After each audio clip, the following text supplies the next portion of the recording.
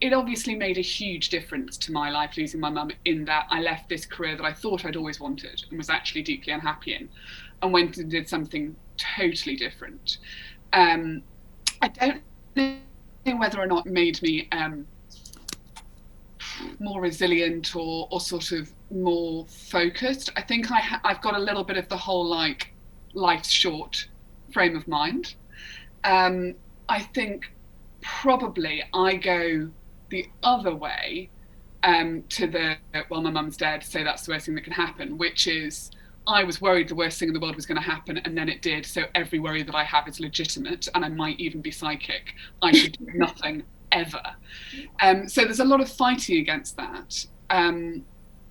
But I do think it made me more focused. I do think it made me want to go out and live a life that I was happy with. And I think my sister felt quite similarly as well. That, what are you going to do with your one precious life? But how much that was down to resilience, or just a kind of life change, I don't know. I don't think I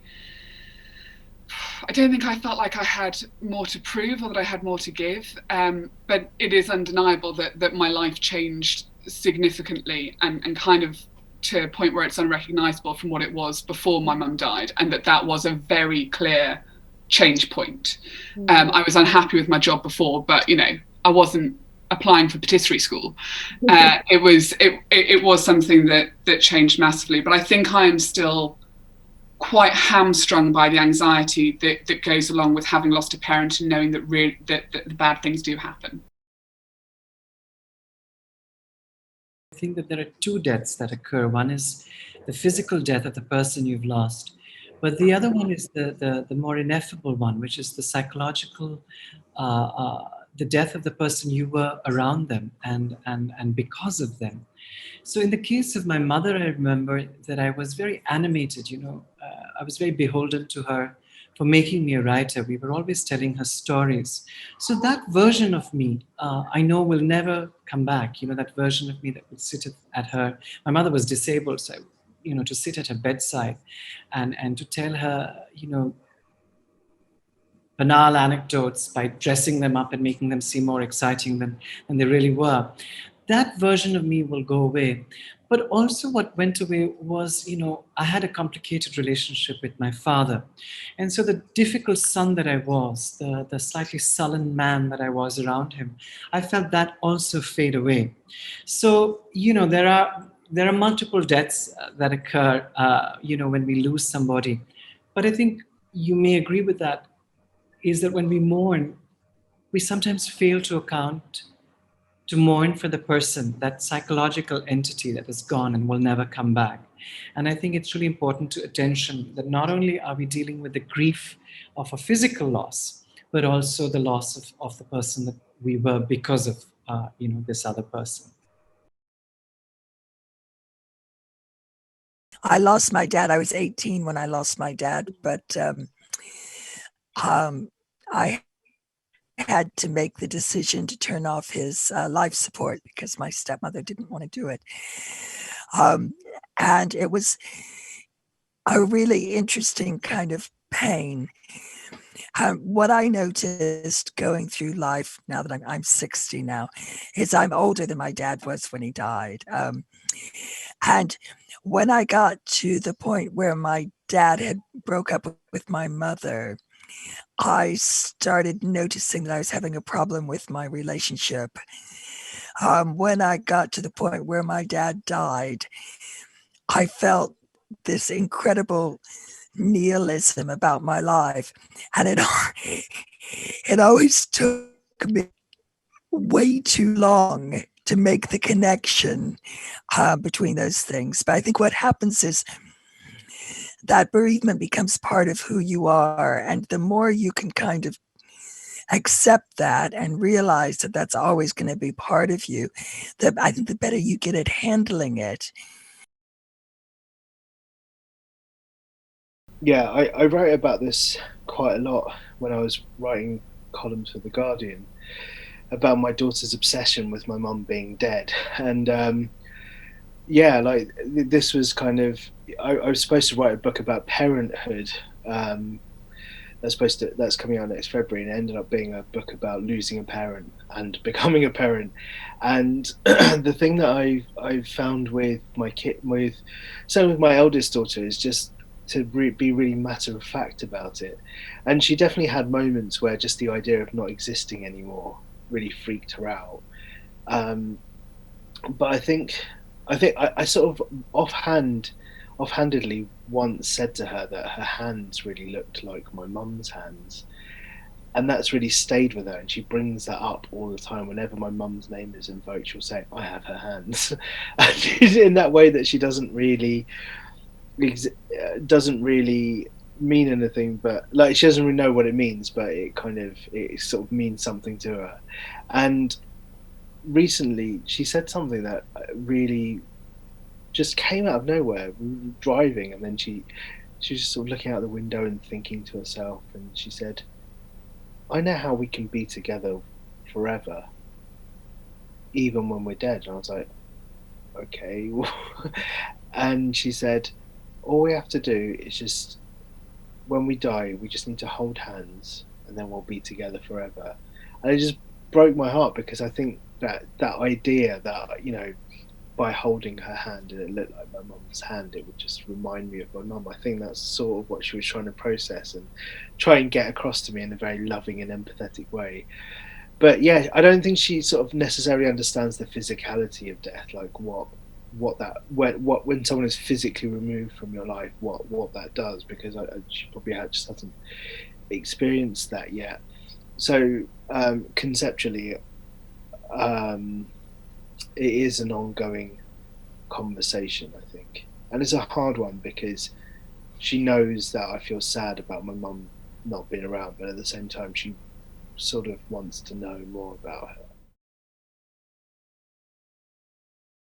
I think when you lose a parent when you're so young, they're your hero. You know, you haven't had the teenage years with them. You haven't had the struggles of sort of trying to become an adult and, stake your claim on things. They're perfect. You know, your parent is perfect when you're 3.5. So it's a very hard loss to get your head around, because this perfect person has gone and left this enormous hole in your life. And I think another part of it is that you grow with your grief. So you experience it really differently at different stages. And also when you're, I think Zoe and I were talking before, when you're 3, you have no memory of not being bereaved. So it's just, your grief is your life, it's just life. You don't remember what it was like to not have lost somebody incredibly significant. So I don't know what it would have been like had I not been bereaved. I don't know who I would be. And I also feel that bereavement has grown with me, and that I've grown up with my grief, and that I process it differently. Certainly at different, for me, when I turned the age that he was when he died, I experienced really significant grief for the first time. I went to it felt like it had happened yesterday. And that kind of recognition that now the photos of him were going to be older than me, were going to be younger than me, was extremely difficult for me, because he was my father, and how was he going to get younger than me? So that was a really interesting period of kind of 8 years where I experienced really intense grief around it. And I would say that I'm now 41. I'm on the other side of that bit now, where I feel a huge amount of acceptance. Now it's still there and it can still blindside me, but I feel a lot of acceptance around it. And I went back to Australia for the first time, where he died in 20 years this year. And that was a real that felt like the end of that journey of, from 32 to now, of really grieving for him as an adult.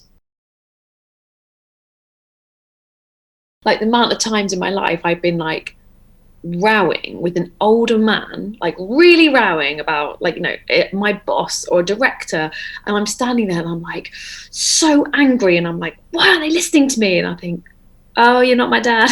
Like, and it's like, oh no, oh shit.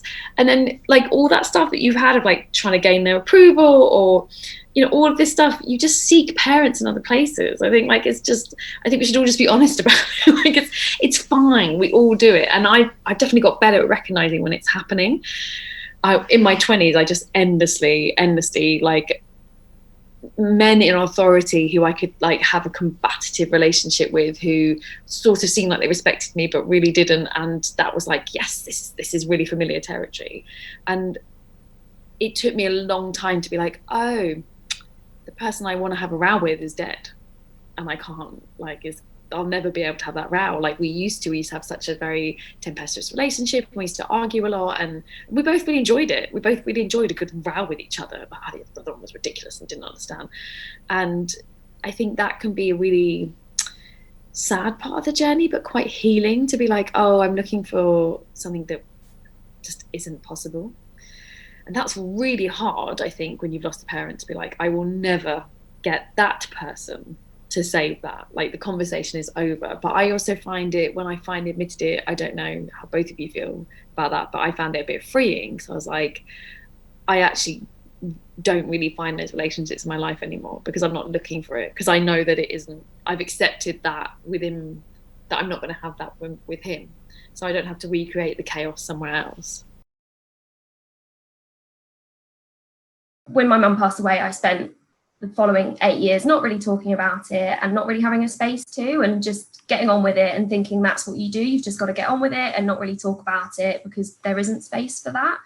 And then when my brother passed away, I was like, I can't do this again. Like, 2 immediate family members have passed away from cancer. I can't just not have any space for that. Like, it's going to eat me if I can't like put it somewhere.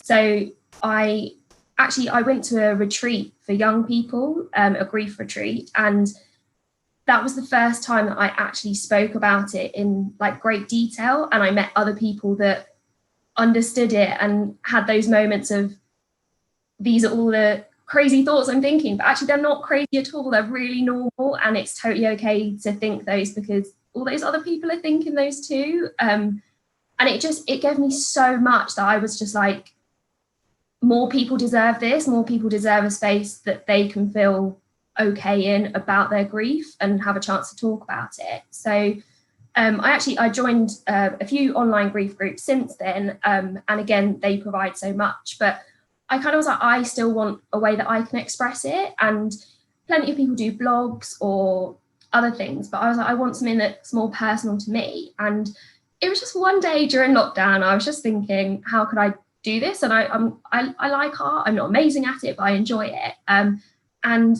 my brother was really into cartoons and comics, and it just came to me. I was just like, if I, was a little cartoon character, who would I be? Like, what defines me? And actually, grief defines me quite a lot from everyone else that I know that I'm close with. Like, most of my friends haven't been bereaved, but I seem to keep adding the numbers up. So I was like, actually, Grief Kid sounds like a good little cartoon character who actually just shares the real side of grief that I don't share that often in person, because it feels quite heavy or blunt or sassy, or just, I don't know, we're not used to talking about it in such real form. That I was like, if I could put this in a cartoon and put it on Instagram where there's loads of young people or loads of people in general, and it's really accessible, and you see similar content about other like life issues, but you don't see that much about grief. So I was like, yeah, I'm just going to go for it. And actually, it's just going to be my way of getting my thoughts and feelings out there. And if it helps one other person feel normal because I've said something that they're feeling that they didn't think was right, then that's fantastic. But I did not expect what came out of it. Like, I never expected thousands of followers and messages daily, and people saying like they finally feel understood and seen and validated. And it's incredible. Like, I hate taking credit for anything like that at all, because I'm just like, well, I'm just sharing my experience. But I am quite proud. Like, it is, yeah, I'm trying to feel okay that it's a good thing and it's helping other people, and that's great. And actually, Sunday was my mum's 14th anniversary, and because I was 14 when I lost her, I was like, I want to mark the occasion, because it's that crossover into a life longer without her. So I invited people to share photos of their loved ones, and I had about over 90 people sharing, and it's such a lovely little community that people want to be a part of. They want that space.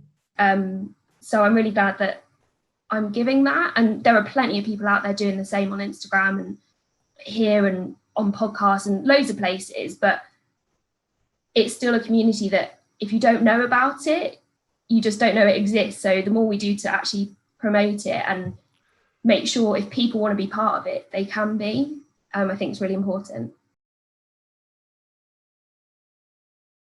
It's not usual as a kid to not have a parent. It's quite more common now to have a divorced parent, but not usual to not have one altogether. So it was being picked up at school by a nanny because my mum works full time, really unusual. Or sports day, my mum ran the dad's race and the mum's race. She was terrible at both, but we're going to excuse her. My mum was the dad, and that was very normal for me, but it wasn't normal for those around me. And I didn't realize it wasn't normal until people would say so, if that makes sense. So I guess the thing I also loved about Winston's Wish, which I didn't mention before, was coming into the Young Ambassador program. I was 18, so fresh out of school, experiencing new challenges associated with that. And met these guys who were also ambassadors and also had lost someone, and we all varied quite a bit in age. And I just remember so vividly saying to someone, I was like, oh, how did your mum die? And they said, oh, cancer. How did your dad die? Oh, plane crash. Cool. What'd you have for breakfast? And I was like, this is awesome. This is awesome. Because for the first time, it's not like, oh God. And I'm like, no, I'm not going to suddenly burst into tears in front of you.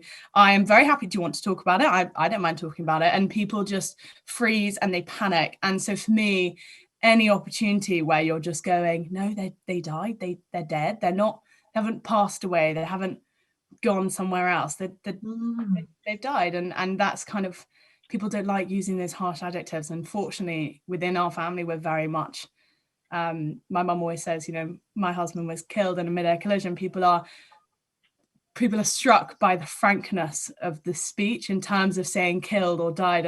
And that is something that I'm very passionate about moving on from, because it's confusing when you're 3 and someone's gone, Daddy's gone away. Well, where's he gone? When's he coming back? But he's not coming back. So I think, just being open about that communication is huge. And throughout my life, just being associated with people who have had lost a parent has been really powerful for me at different stages in my life, for sure.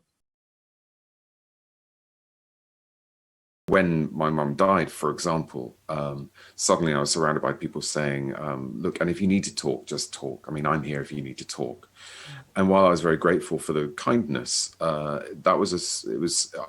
experienced that as a strange kind of pressure, because suddenly I was expected to talk, but talk about what? Because boys are specifically trained not to talk. I mean, quite often I was hearing, and I wasn't the only one, hearing, about not expressing negative emotions, that you move on, switch it off, bottle it up, forget about it. We don't want to hear about your grief or your sadness or your embarrassment or your shame or your, boys don't cry. And suddenly I'm surrounded by people saying, so if you want to talk, just talk.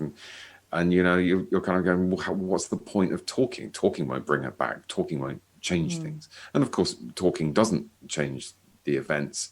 But what it does do, as I found much later on, when I did start to talk about it, is that it helps you to make peace with the event, helps you to coexist with it, which is pretty much the most you can expect, or certainly that's as far as I got. You don't quite get over an event like that, but you can sort of live with it, but you're not going to get there by just ignoring it. You have to really sit with it for a while and really fathom what you've lost.